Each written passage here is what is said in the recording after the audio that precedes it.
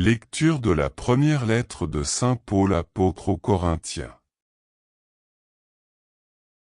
Frères, prenons une comparaison, notre corps ne fait qu'un, il a pourtant plusieurs membres, et tous les membres, malgré leur nombre, ne forment qu'un seul corps.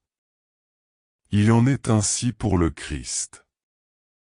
C'est dans un unique esprit, en effet, que nous tous, juifs ou païens, esclaves ou hommes libres, nous avons été baptisés pour former un seul corps. Tous, nous avons été désaltérés par un unique esprit. Le corps humain se compose non pas d'un seul, mais de plusieurs membres. Le pied aurait beau dire, je ne suis pas la main, donc je ne fais pas partie du corps, il fait cependant partie du corps. L'oreille aurait beau dire, je ne suis pas l'œil, donc je ne fais pas partie du corps, elle fait cependant partie du corps. Si, dans le corps, il n'y avait que les yeux, comment pourrait-on entendre? S'il n'y avait que les oreilles, comment pourrait-on sentir les odeurs? Mais, dans le corps, Dieu a disposé les différents membres comme il a voulu. S'il n'y avait en tout qu'un seul membre, comment cela ferait-il un corps? En fait, il y a plusieurs membres, et un seul corps.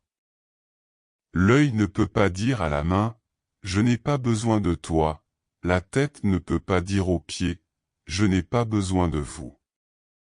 Bien plus, les parties du corps qui paraissent les plus délicates sont indispensables. Et celles qui passent pour moins honorables, ce sont elles que nous traitons avec plus d'honneur, celles qui sont moins décentes, nous les traitons plus décemment. Pour celles qui sont décentes, ce n'est pas nécessaire.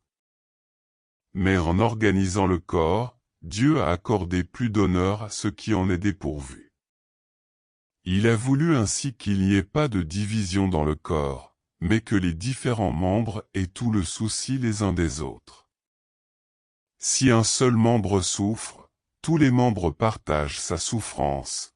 Si un membre est à l'honneur, tous partagent sa joie. Or, vous êtes corps du Christ et, chacun pour votre part, vous êtes membres de ce corps.